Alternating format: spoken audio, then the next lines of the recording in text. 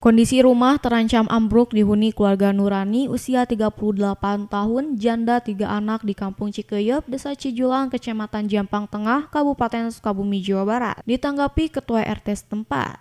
Ketua RT setempat Titin Mulyani mengatakan Nurani memiliki 3 anak, yaitu anak pertama usia 14 tahun dan anak perempuan usia 7 tahun, serta bungsu anak laki-laki usia 1 tahun.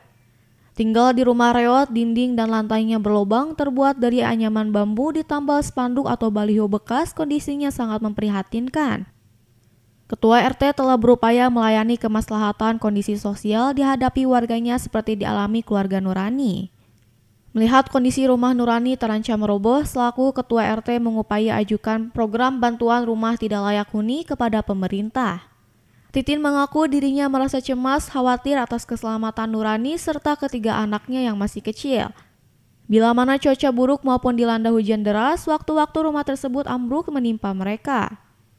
Pasti ada, udah jelas nanti takutnya tertimpa rumah ini sendiri. Kalau enggak ini adalah banyak pohon-pohon, barangkali ada yang tumbang atau apalah, pastilah ada kekhawatiran. Sebagaimana dirasakan keluarga Nurani menghuni rumah terancam ambruk, pihak Ketua RT butuh dukungan moral, material, dan berbagai pihak agar secepatnya adakan perbaikan rumah untuk keluarga Nurani.